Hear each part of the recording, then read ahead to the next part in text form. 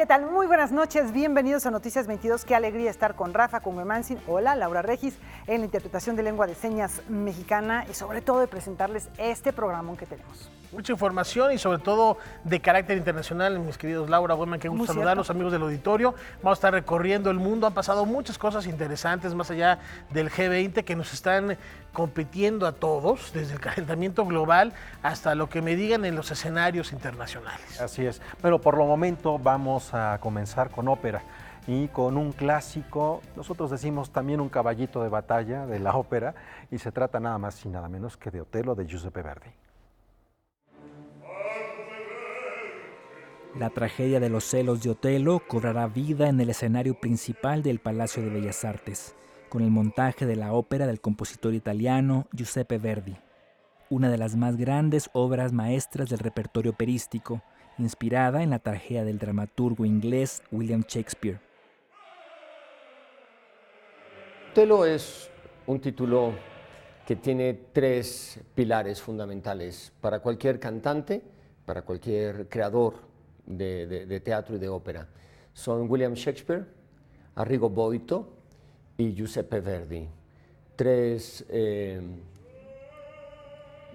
personas excepcionales, tres creativos que han, con la pluma, con la música y con su profunda imaginación e inventiva, creado un drama que no tiene puntos débiles, que tiene una progresión dramática que atrapa al espectador. Con un libreto de Arrigo Boito, Verdi alcanzó en Otello el punto más alto del drama musical italiano.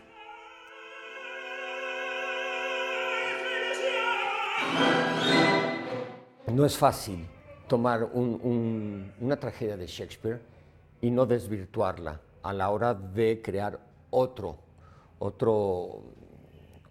proyecto a partir de ella. Y lo que hizo Boito fue crear con su propia pluma una versión muy interesante del drama de Shakespeare.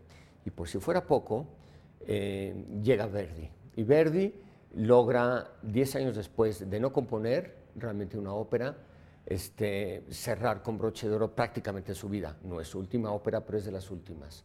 Este es un gran Verdi, es un Verdi que ya apunta hacia otros campos musicales, hacia otros universos musicales. Es un Verdi que apunta a un Puccini, un Verdi que muchos han considerado como muy wagneriano, sin serlo, porque no deja de ser Verdi. Producción de la Compañía Nacional de Ópera, Otello se presentará el 4, 7, 9 y 11 de julio con un elenco internacional de figuras del más alto nivel artístico.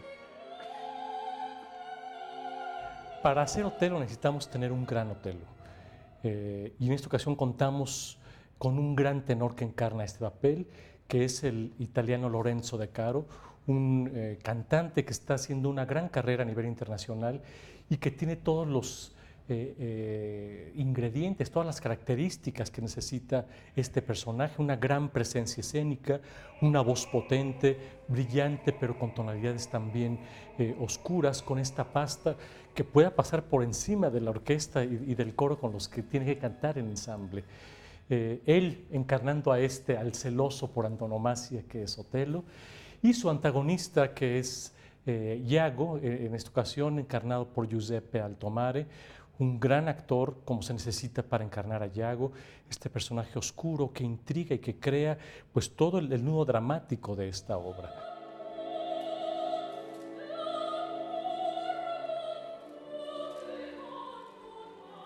En medio de la imponente fuerza de Otello y Iago, Elizabeth Caballero, cantante cubana, interpreta a Desdémona, un personaje etéreo y puro. Junto a ellos participan actrices y actores mexicanos y el coro infantil de Ateus. La Orquesta y Coro de Bellas Artes es dirigida por el director concertador residente del Teatro Mariinsky en San Petersburgo, Rusia, Gabriel Hein. Noticias 22, Omar Vera. Bueno, pues vamos a pasar de la música a otros asuntos, porque en estos momentos se lleva a cabo la primera jornada del homenaje nacional al doctor Miguel León Portilla. Esto es en el Museo Nacional de Antropología y allá se encuentra Karen Rivera, a quien saludamos con mucho gusto. ¿Qué tal, amigos de Noticias 22? Los saludo desde el auditorio Jaime Torres Bodet en el Museo Nacional de Antropología, donde poco después de las 6 de la tarde inició el homenaje nacional al historiador Miguel León Portilla. Fueron las palabras de la secretaria de Cultura Alejandra Frausto las que iniciaron esta serie de actividades en honor al filósofo y antropólogo autor de La visión de los vencidos. Después siguió la conferencia magistral de Eduardo Matos Moctezuma para darle paso a la lectura de poesía en lenguas originarias. Pero ¿qué les parece si vamos a ver parte de lo que ocurrió esta noche? La generosidad y compromiso han sido una constante en la vida y obra del doctor Miguel León Portilla. Tomemos su ejemplo, celebremos compartiendo su sed de conocimiento y el amor a su país, a su historia. Construyamos un futuro más justo, más diverso, más incluyente. Que este homenaje rinda en una pequeña medida la gran labor del doctor Miguel León Portilla. Le mandamos desde aquí nuestro corazón en un aplauso. Gracias.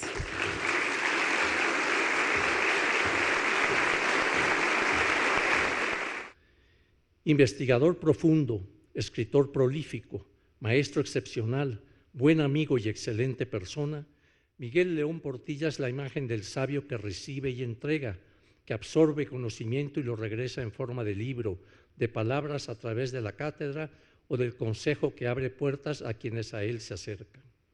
En el aula como en el cubículo de investigación, Miguel proyecta su conocimiento y sabiduría tanto en los maestros como en las nuevas generaciones de historiadores y humanistas que de esta manera rebasan lo puramente cotidiano para llegar a visiones alentadoras sobre el devenir de la historia.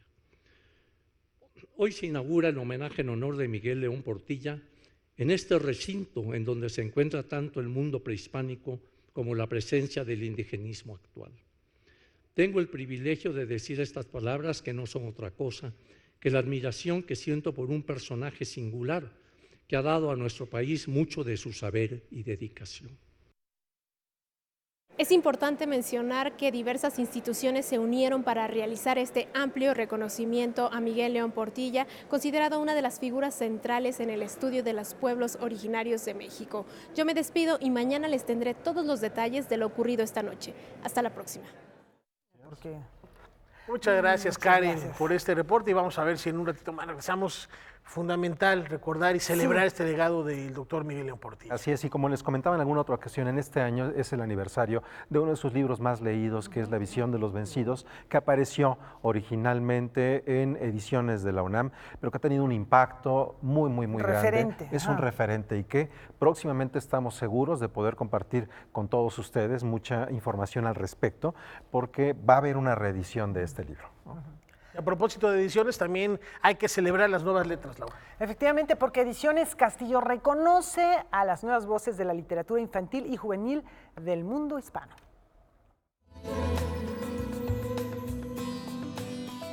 El Premio Hispanoamericano Castillo de Literatura Infantil y Juvenil es otorgado por Ediciones Castillo en colaboración con la Universidad de Guadalajara a través del Programa Universitario de Fomento a la Lectura, Letras para Volar. Es un premio nuevo que se lanza en el marco del aniversario 40 de Ediciones Castillo y del aniversario 175 de Macmillan. Entonces, pues, para celebrar estos dos grandes aniversarios de la compañía, se lanza esta convocatoria para sumar, sobre todo nos interesaba mucho que participara gente no solo de México, sino también de toda Latinoamérica y de Estados Unidos, para sumar voces nuevas a nuestro catálogo, ¿no? Y también para incentivar la creación de obras de literatura de alta calidad para niños y jóvenes. En esta primera edición, los ganadores de ambas categorías entregaron obras que tratan sobre la migración. En literatura infantil fue colombiano Jairo Gabriel Buitrago Treviño, con la obra Aprender el nombre de alguna estrella, donde narra la historia de una niña migrante que en el camino encuentra la solidaridad de personajes que la llevan a su destino.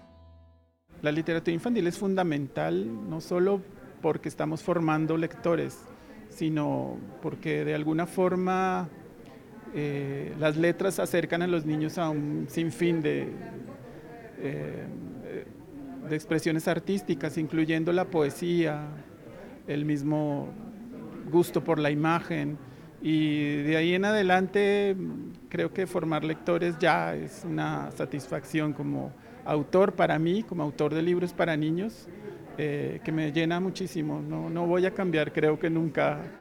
He trabajado el tema de la migración en muchos otros libros, Dos conejos blancos, Eloísa y los bichos, Un diamante en el fondo de la tierra, que eran libros álbum, libros ilustrados.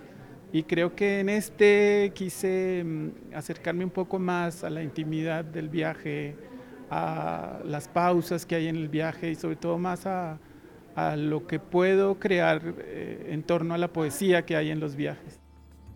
El mexicano Juan Carlos Quesada García ganó con su obra 3.934 kilómetros la categoría Literatura Juvenil, una novela corta que narra la historia de una niña migrante que mantiene su humanidad ante circunstancias difíciles en su camino para reunirse con sus padres al otro lado de la frontera. Para mí el reto fundamental es que sí siento que los jóvenes y los niños son los lectores más inteligentes que hay. Entonces ponerme a escribir para ellos es un reto muy complicado, tienes que estar al 100%. A lo mejor si escribes para adultos, al adulto le tienes que dar todo como mucho más digerido, mucho más fácil. Y al joven o al niño tienes que seducirlo con muchas trampas, mantenerlo interesado en el texto. Es un tema que tenemos que tratar más nosotros los mexicanos que lo estamos sufriendo. Nosotros tenemos 20 millones de compatriotas del otro lado de la frontera y de pronto parece como si fuera un tema que no nos tocara a nosotros, cuando creo que en el mundo somos el país que tiene que enfrentar el asunto de la migración de manera más profunda. La presentación de la publicación de los libros ganadores será en la Feria Internacional del Libro de Guadalajara 2019. Noticias 22, Omar Vera. Bueno, pues la verdad que muy interesante el hecho de que haya nuevos lectores. ¿Y cómo se hacen nuevos lectores? Con libros pensados en ellos. Así es. Bueno, es momento de hacer una pausa. Tenemos mucho más.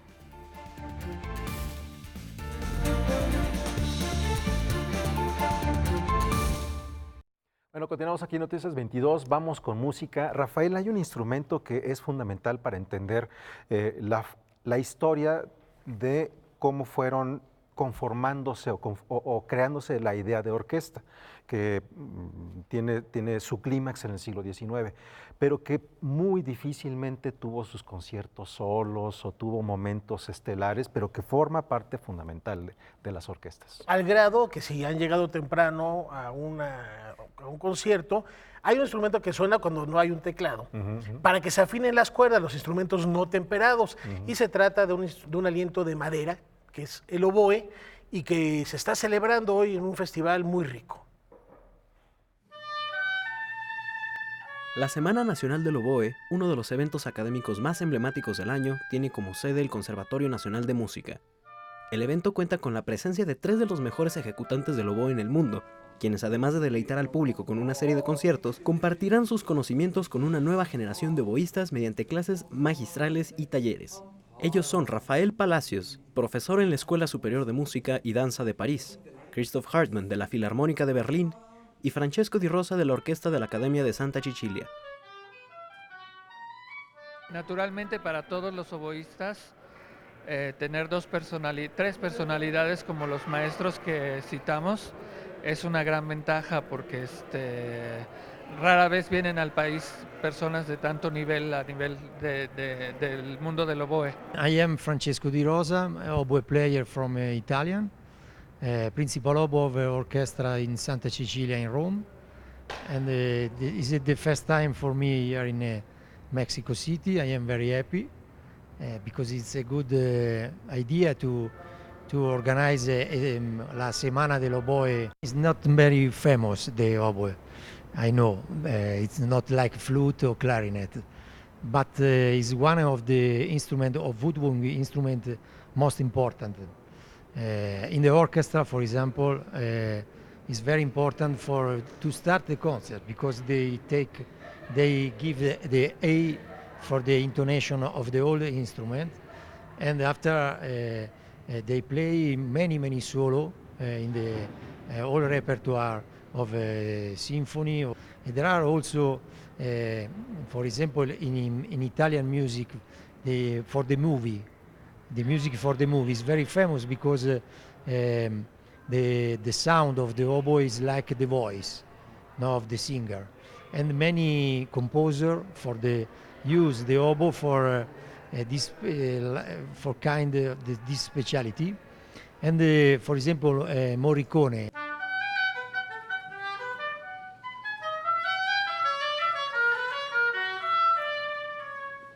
I'm Christoph Hartmann from Germany. I'm oboe player in the Berlin Philharmonic Orchestra, and I'm happy to be here in Mexico. We try to give a little our experiences, and I hope it could work to give some nice ideas, some new impulses, some new ideas for study. This is our aim to give to the students. Even if the time is very short, we have to with them. La meta de este evento, coordinado por Jorge Uribe Moreno, es enriquecer el panorama de los jóvenes oboístas profesionistas en el país. El Conservatorio Nacional de Música abre sus puertas para el recital que ofrecerá el maestro Rafael Palacios el viernes 5 de julio a las 19 horas, y las presentaciones de Francesco Di Rosa en compañía de Christoph Hartmann el día jueves 4 a las 19 horas y el domingo al mediodía.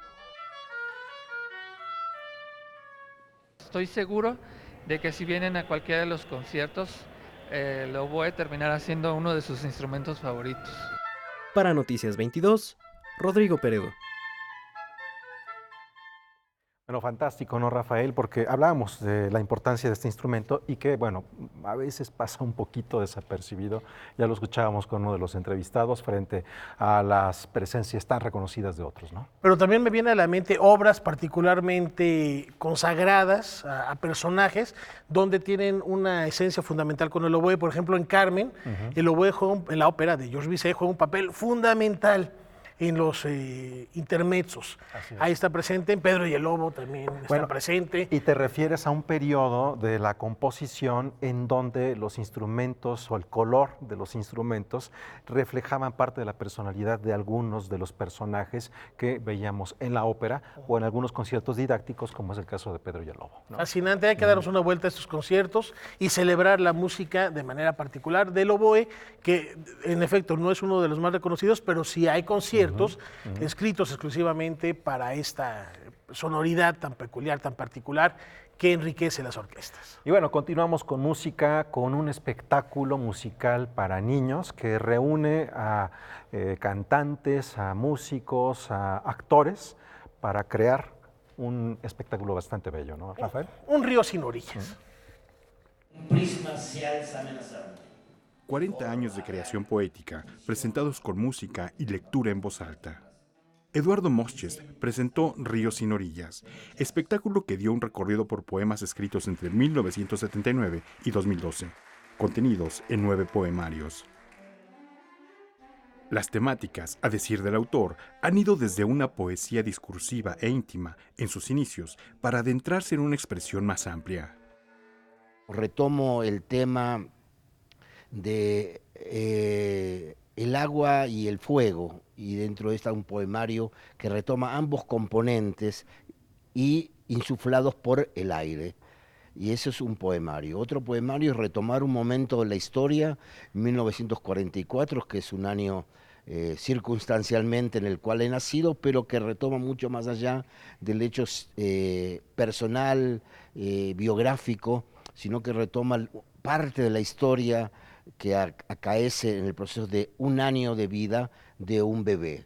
Y de un bebé, y dentro de ese año de vida, los procesos del bebé en el aprendizaje. De este panal en que nosotros dos El autor reconoce una amplia variedad de lecturas que le han influido, desde Gastón Bachelard hasta la psicología infantil. Tomo Skinner como parte del desarrollo en ese espacio de un año del crecimiento sensorial de un ser que está naciendo y que se enfrenta al mundo. Y en el caso de los elementos, como tú dices tú, alquímicos, sí, Bachelard es parte sustancial de eso, como de otros.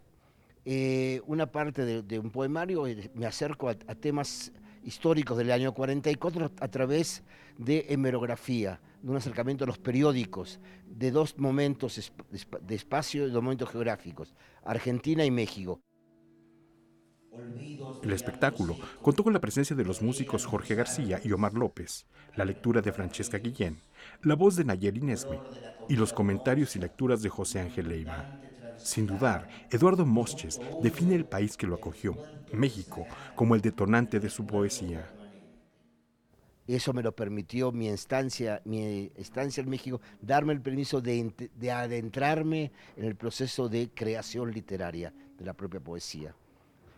Y eso es un hecho libertario que no puedo dejar de decirlo, que me lo permitió México, mi estancia en México, de la cual ya llevo del año 76 en adelante, la cuenta la hacen ustedes, pero es parte de mi existir. Ríos sin orillas se presentó en la Sala Manuel M. Ponce del Palacio de Bellas Artes. Noticias 22, Víctor Gaspar. Bueno, les decíamos que tenía que ver con música, por supuesto con poesía, que la poesía no está exenta de la musicalidad. Y con diáspora, como la diáspora cultural de Edgardo Bermejo, que en esta ocasión nos lleva a reflexionar sobre la obra de Bosco Sodi. Adelante.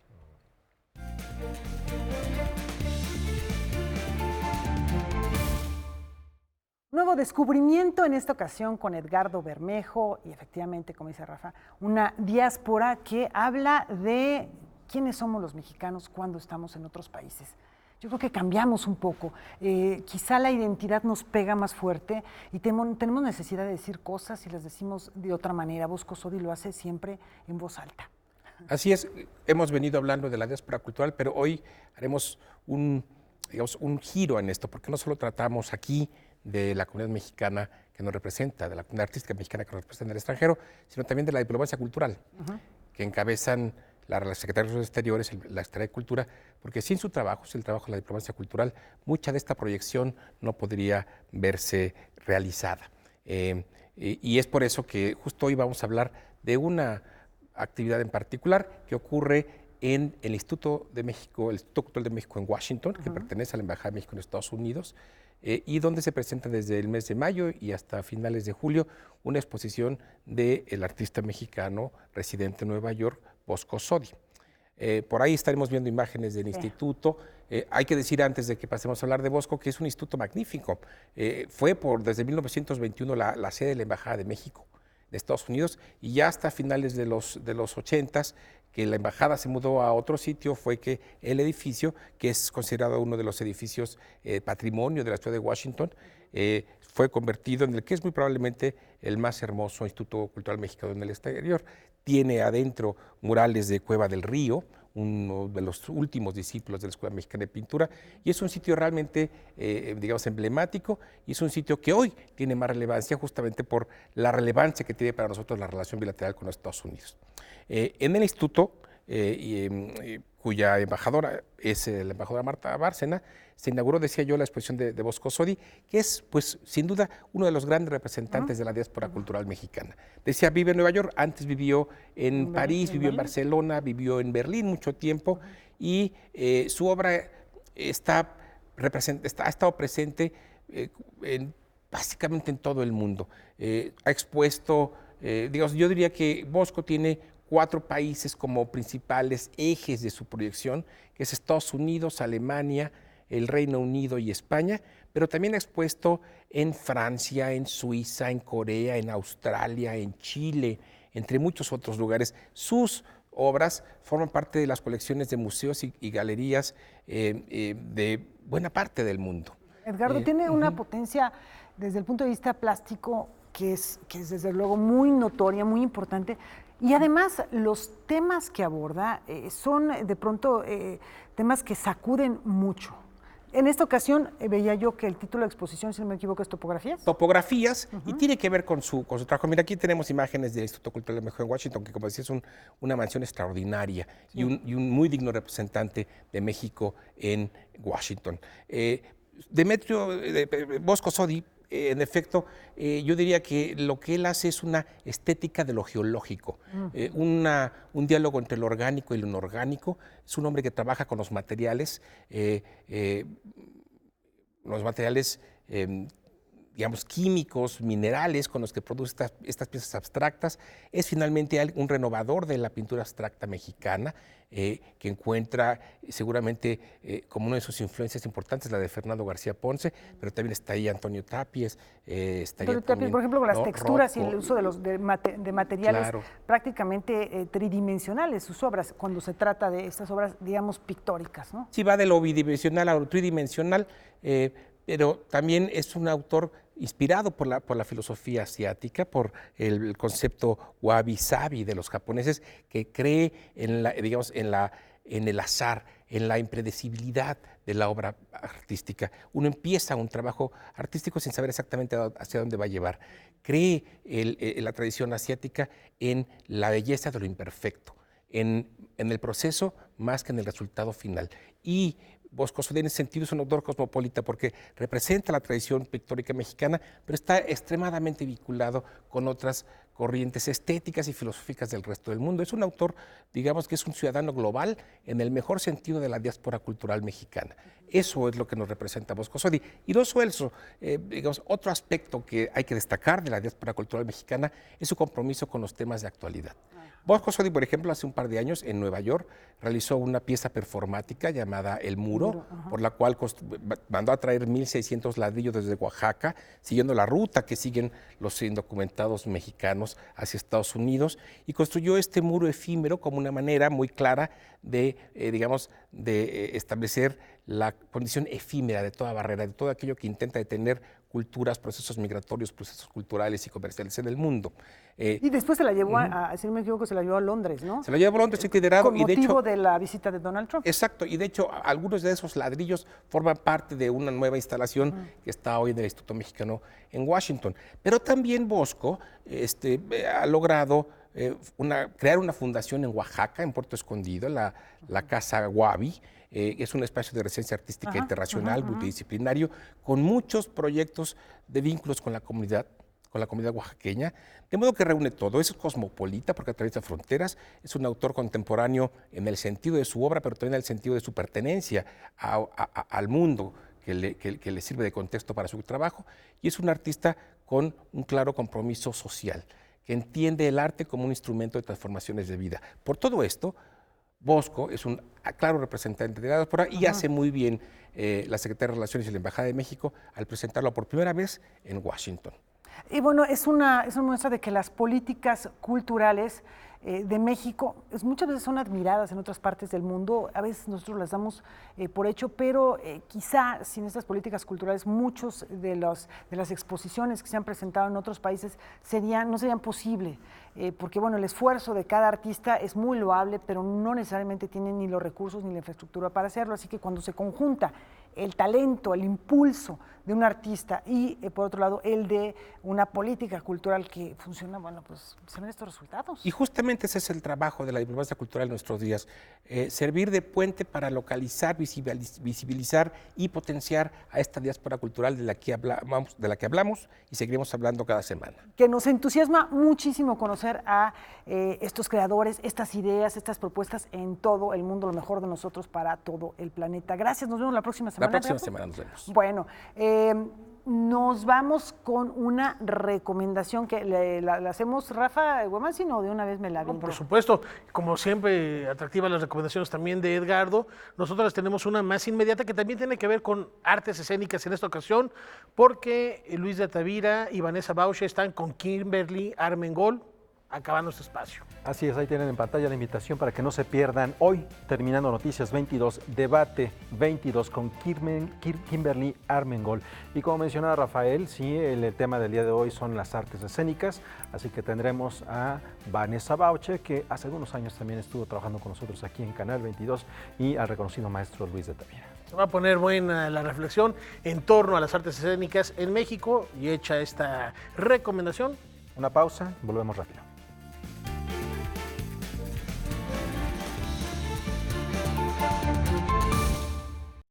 Bueno, vamos con algo más de artes visuales, algo que tiene pues una tradición centenaria. Así es, una tradición muy importante en nuestro país. Se trata del grabado, y artistas gráficos de todo el continente americano alzan la voz. Efectivamente, y esto contra particularmente un tema, la explotación minera. Convocados por el artista mexicano-canadiense Alec Dempster, más de 40 creadores gráficos de todo el continente americano exponen las consecuencias ambientales y humanitarias derivadas de la descontrolada industria minera. Esto en el Museo Nacional de las Culturas del Mundo. Hace 2 años aproximadamente di un taller de grabado en San Luis Potosí. Uno de los alumnos es artista y colabora con un centro de artes que se llama Open Center for the Arts en Chicago. Estaban interesados en que yo organizara una exposición, pero no de mi obra, sino colectiva. Y se me ocurrió poner como sobre la mesa el tema de la minería. Es un tema que pensé que pudiera unir a grabadores y grabadoras de todas las Américas. Y tardé como varios meses. Era buscar artistas que quisieran participar haciendo una obra original, desde su geografía, desde su comunidad, desde su visión personal. Y pues logramos algo que son como 20 países, pero son 43 artistas. La realidad minera que explota el suelo latinoamericano es retratada de muy diversas formas. Hay quienes aluden a problemáticas locales muy específicas y otros artistas que de manera más bien metafórica retoman la figura de la madre tierra para ilustrar el daño ocasionado por la intervención humana. Hay temas que son comunes en algunas de las obras, como es la afectación hacia el agua. El agua es algo que se contamine fácilmente. Entonces, la defensa del territorio, movimientos sociales también, individuos o eventos que han sido drásticos para el medio ambiente. Estas obras buscan, en el mejor de los casos, despertar la conciencia social y ecológica del espectador, la gráfica como alarma de nuestros tiempos. Así lo entienden artistas como el grabador brasileño Francisco Maringelli. Y él retrató lo que han dicho que ha sido el mayor desastre ecológico en Brasil, que fue una represa donde se guardaban residuos tóxicos que se abrió y cubrió todo un pueblo. Y eso pasó hace unos años y me gusta mucho cómo trabaja como artista y la fuerza con que lo representó, pero se me hace interesante hablar de su pieza porque hace un mes aproximadamente volvió a pasar lo mismo en la misma región. Entonces, pues las obras nos alertan a cosas que pasan y que si se tomara conciencia se pudieran evitar. La exposición Tierra Herida, Grabados de las Américas, permanecerá en el Museo Nacional de las Culturas del Mundo hasta el mes de septiembre. Para Noticias 22, César H. Meléndez. Pues qué tema, Laura, ¿no? Porque esto que está ocurriendo o este reclamo tiene que ver con muchas de las cosas que no solamente pasan en México, sino pasan en muchas partes de América Latina. Según una revista que les recomiendo mucho que se llama Islario, en México están operando 200 mineras, de las cuales menos de 10 son mexicanas. Efectivamente, hay muchas norteamericanas, canadienses, en fin. Y algo que me gustó es que yo creo que las técnicas del grabado van muy bien para hablar estos temas sociales, porque el grabado es muy matérico, muy como de contacto físico. Hacer un grabado pues no se puede hacer desde la computadora. Así es, bueno, implica y también placas, implica madera, a veces metal, ácidos, diferentes técnicas, punta seca, en fin, depende de cuál sea el que se elija. Se puede hacer de una manera muy sencilla, finalmente es el principio de un sello, ¿no? Así es, bueno, es que también nos remite a una dinámica que adquirió el grabado en el siglo XX. En muchas partes del mundo, particularmente en nuestro país, tiene que ver, de inmediato pensamos en José Guadalupe Posada, en las hojas de papel volante que permitía imprimir varias de ellas, y eso llegaba a una cantidad de personas antes de que existiera el Twitter o antes de que existiera cualquier otro método de comunicación. Bueno, y todos los artistas después de la Revolución Mexicanos que querían también utilizar el grabado para que fuera algo más democrático. La Liga de Artistas. La Liga de Artistas y Artistas, escritores revolucionarios. Revolucionarios, así es. Bueno, pues está muy bien esto y ahora nos vamos a otro asunto que tiene que ver con las artes plásticas y que está ocurriendo en otras partes del mundo. No. Pero eso nos va a comentar Rafael García Villegas. Continuamos con más temas internacionales. Esta noche la Bienal de Venecia abrió sus puertas al público y continúa hasta el próximo 24 de noviembre. Y nos platica de esto María Luz Moraleda, quien saludo con muchísimo gusto del canal DW Deutsche Welle. ¿Y cuál es el tema central de este año en la Bienal? Mi querida María Luz, ¿cómo estás? Buenas tardes, ¿qué tal compañeros de Noticias 22? Un gusto saludarles. La edición número 58 de la Exposición Internacional de Arte de Venecia presenta las propuestas de más de 90 países bajo un tema central. Ojalá vivas en tiempos interesantes, un proverbio chino que viene a ser una metáfora de nuestro tiempo cargado de información y de estímulos que nos alejan del verdadero conocimiento. Este año la Bienal está comisariada por el estadounidense Ralph Rujoff, quien no quiso darle un tema concreto a la Bienal por eso, para enfatizar la naturaleza difusa y la incertidumbre de nuestro tiempo. Y vaya si estamos viviendo momentos interesantes y la crítica a estos problemas sociales de los tiempos contemporáneos son una constante en cada Bienal. ¿Qué obras destacarías al respecto? Destacaría, por ejemplo, el pabellón galardonado con el máximo premio de esta feria, Lituania, quien se llevó el León de Oro por su obra Sand and Sea, una playa artificial bajo un sol falso donde los bañistas nos advierten de los peligros del calentamiento global al ritmo de una opereta muy poco optimista. Muy fotografiado también es Barca Nostra, del austríaco Christoph Büchel, un gran barco que recuerda uno de los mayores naufragios del Mediterráneo, en el que murieron unos 800 refugiados sirios. Unos 12 pabellones ponen también el foco en el nacionalismo, como es el caso de Brasil, con el video documental de mujeres titulado Swing Guerra, bailando la danza swingueira en el noreste del país. Tradición popular y ficción cargados de mensajes sobre la sexualidad, la raza, el feminismo y la identidad, que critican el patriotismo de Brasil bajo el actual presidente Jair Bolsonaro, de los artistas Bárbara Wagner y Benjamín de Burca. Bueno, qué presencias. ¿Y qué nos puedes contar de manera particular de México allá en la Bienal? Sin duda la mención especial dentro de la muestra central a la mexicana Teresa Margolles. Con su obra Muro Ciudad Juárez, un muro con grafitis y baleado, la artista muestra la violencia y la tragedia del narcotráfico y el crimen organizado en la frontera mexicana con Estados Unidos.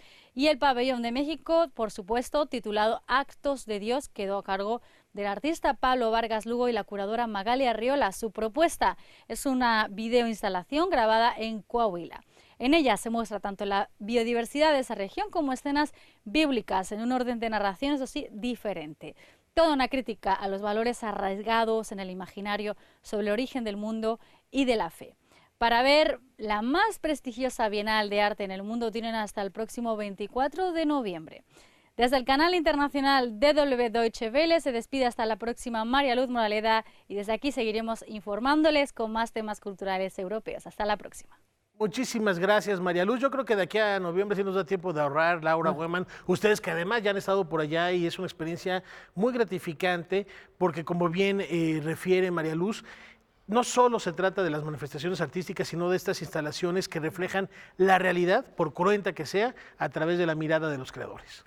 Bueno, lo dices muy bien, Rafa, porque, nada menos, Teresa Margolles ya expuso, esto fue en el sexenio de Felipe Calderón. Así es. Ahorita nos recordamos del año, y una obra que fue muy polémica porque estaba hecha, eran joyas a partir de fragmentos de los vidrios de enfrentamientos con narcotraficantes. O sea, es un poco retorcido, ¿verdad?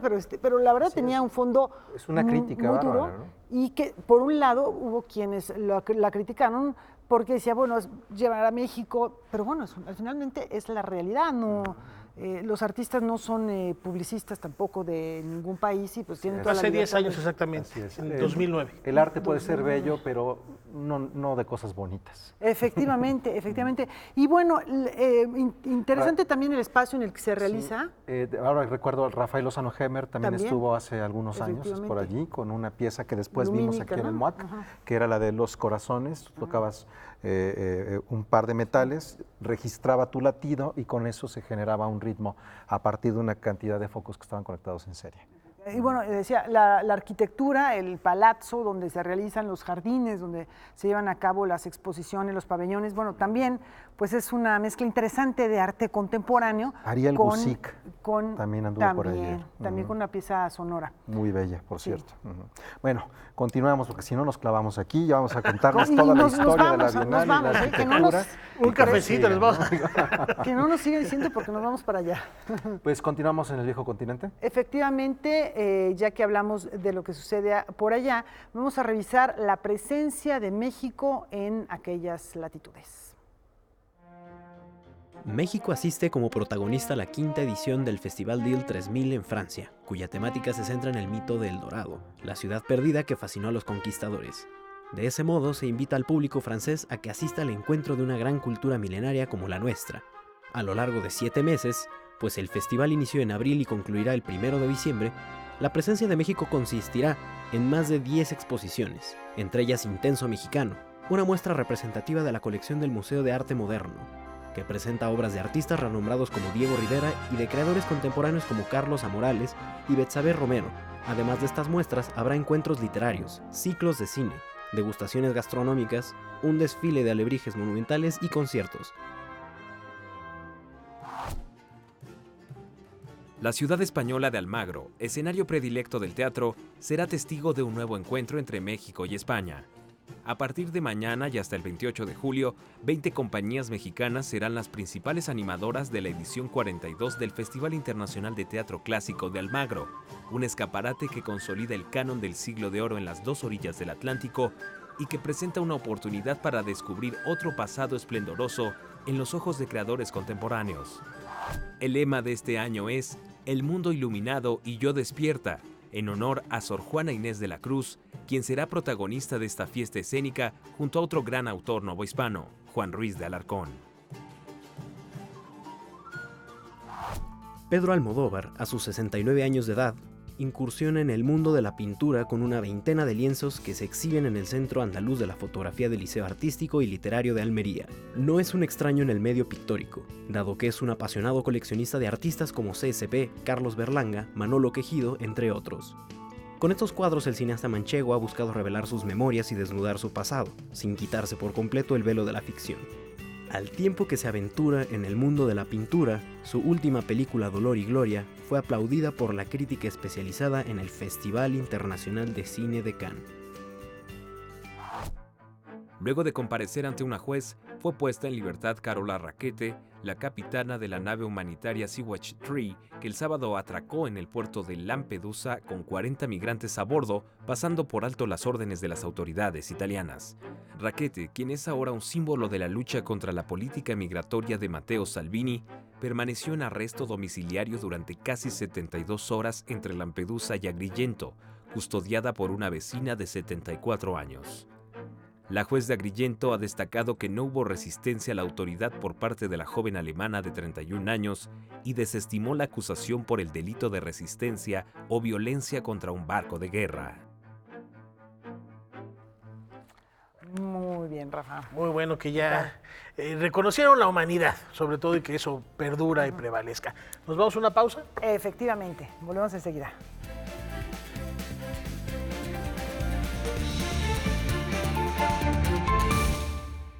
Miércoles de visión global, Rafa. Ya está aquí la doctora Ileana Rodríguez Santibáñez y nos va a poner a reflexionar sobre lo que pasó allá en el G20. Adelante.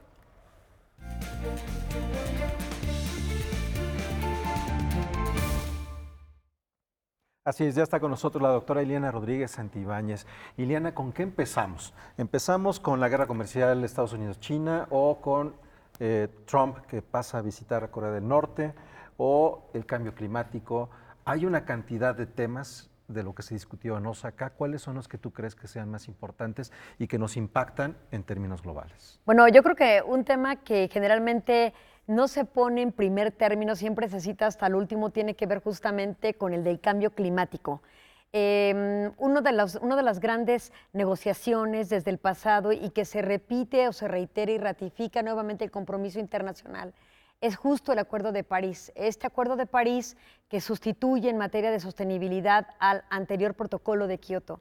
Esta nueva intentona de la humanidad y particularmente de muchísimos países, por lo menos del G20 y la mayoría de sus miembros, en hacerlo efectivo. Lamentablemente este acuerdo, que lo que promueve es el intercambio entre estados de información que permita verificar sus acciones de gobierno justamente para mitigar el impacto negativo a todo lo que es el ecosistema en nuestro planeta y poder disminuir o no alcanzar los 2 grados de calentamiento global, fue uno de los grandes eventos. Lamentablemente vuelve a ocurrir que Estados Unidos no ratifica o vuelve a negar su presencia en el Acuerdo de París. Eso lamentablemente es muy mala noticia, porque finalmente Estados Unidos, con las acciones y por supuesto inversiones en el tema, genera una corriente de arrastre entre sus propios aliados y socios que terminan también por seguirlo. ¿Cuál es una de las problemáticas del Acuerdo de París? Bueno, el Acuerdo de París ciertamente actualmente ya tiene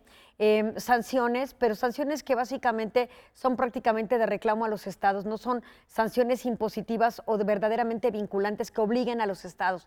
Todavía sigue teniendo un piso de una moralidad extrema de los estados por realizar los comportamientos normativos que prevé este.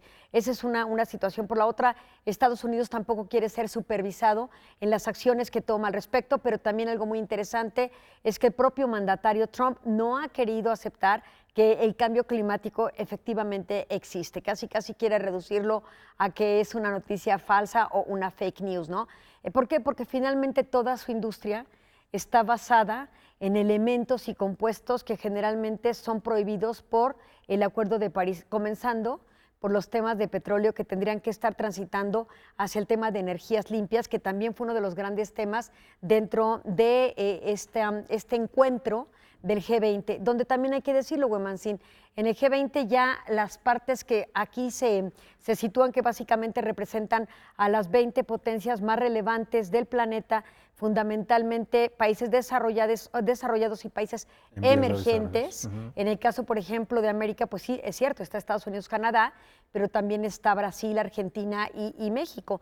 Se despide Macri de Argentina, es la última jornada que asiste el G20. ¿Por qué? Porque va a haber una sucesión presidencial ahí. Hay un Brasil que tampoco cree mucho en el cambio climático, que también desdeña el Acuerdo de París. Desde la campaña Bolsonaro dijo, nada de eso. Nos vamos al Amazonas a ver qué hacemos allí. Sí, entonces ese es uno de los temas que preocupa. Luego el segundo término, y que tú tocas perfectamente bien, es el tema de comercio internacional. El G20 representa el 90% del comercio internacional y el 80% del peso de la economía mundial. Básicamente son 19 estados ahí representados, más la Unión Europea. Es muy relevante este foro para tratar de marcar directrices de comportamiento financiero. En un principio, tras la crisis del 2008, que es cuando se decide generar la intentona del G20, lo que ahí se observa es el encuentro entre ministros de finanzas y luego posteriormente sería ya también entre presidentes. Y por supuesto también de los directores o presidentes de las bancas centrales o el Banco Central de cada país ahí representado. Es decir, el tema básicamente era económico, porque finalmente en el 2008, tras la crisis, las organizaciones internacionales como el Fondo Internacional, Fondo Monetario y Banco Mundial no habían dado la respuesta que se requería, y desde ahí se comienza el G20. Este foro fue relevante también porque no solamente contó con la presencia de los líderes mundiales, de ministros de Relaciones Exteriores y de Finanzas, sino por supuesto que también contó con organizaciones internacionales, como cuáles: la ONU, el Fondo Monetario Internacional, la OCDE, o es la Organización de Cooperación y Desarrollo Económico, y la Organización Mundial de Comercio, pero también la Organización Internacional del Trabajo, que marcan directrices de comportamiento en materia laboral. Entonces, es un encuentro muy relevante. Afortunadamente, al final del día, México tuvo una representación, no la que hubiésemos querido, pero no nos quedamos ausentes, y yo creo que eso es muy importante. ¿Por qué? Porque finalmente Marcelo Ebrard, nuestro secretario de Relaciones Exteriores, regresa hoy precisamente de un viaje realizado a China para tratar de generar un acuerdo estratégico con Así temas es. de comercio y que lograr nosotros exportar hacia el mercado asiático, China específicamente, pero también obtener de China inversión en nuestro estado. Entonces, me parece que al final del día lo que podemos observar es que el G20 también sirve para generar estas sinergias y estas conversaciones que posteriormente pueden generar instrumentos que puedan ser muy efectivos para los estados. Así es, bueno, me llama mucho la atención esto que comentas cuando estamos viendo estas imágenes de la presencia de Marcelo Ebrard. México, bueno, fue representado en el G20 por Marcelo Ebrard, también fue el único país que cuyo presidente no participó en esta cumbre. Con el ministro de Japón, Shinzo Abe. Así es, y Trump, bueno, estas son las otras Putin. imágenes que habíamos visto la semana pasada. Lo que es interesante, lo que dices, Iliana, es que el G20 nace por la crisis, y estamos hablando de esa crisis que se detona en Estados Unidos, la burbuja inmobiliaria, que no es 2008, 2008 es el momento más cruel que impacta a muchas naciones del planeta. Lo que es cierto es que no es una crisis que haya pasado. Estamos en un proceso de reajuste del mercado, de reajuste del sistema capitalista, históricamente hablando. El G20 más o menos lo que trata de responder es frente a ello. Claro. Y ahí es donde se ve difícil que les interese el cambio climático cuando lo que quieren es estabilizar un sistema. Y el tema relevante fue, por ejemplo, disminuir aranceles, ¿no? Las amenazas de Trump frente al mundo y las negociaciones de China también con Trump. Entonces hay temas también económicos de fondo muy importantes. Bueno, pues muchísimas gracias, Iliana. Cuando estamos viendo estas imágenes, también algunos de estos temas seguramente se irán desprendiendo en otras de tus colaboraciones. Sin duda. Bueno, muchas gracias, Iliana. Y nos dejas, como siempre, con muchos temas en el tintero, preocupados por el calentamiento global, que es una realidad, lo estamos padeciendo. Ahí está el granizo en Guadalajara, el sargazo en las playas del sureste mexicano, las palmeras las altas temperaturas quemándose solas. en Dubái, más de 60 grados centígrados de temperatura. El Ártico también fragmentándose. El hielo, el deshielo. No, y ni hablemos de estas islas de plástico que están cobrando la vida a tantos y tantos seres vivos. Hay imágenes lamentables de fauna marina. No, realmente si no se toman las políticas adecuadas... Todo por un puñado de dólares, como efectivamente diría Ennio Morricone. En fin, nos vamos y los dejamos escuchando a la legendaria banda de California, The Doors. Hoy se cumple un aniversario más de que llegó esta lamentable noticia de que el rey lagarto fallecía a los 27 años de edad. Pero bueno, deja su memoria y deja una leyenda, Jim Morrison. Disfrútenlo, muchas gracias y hasta mañana. Girl, we couldn't get much higher.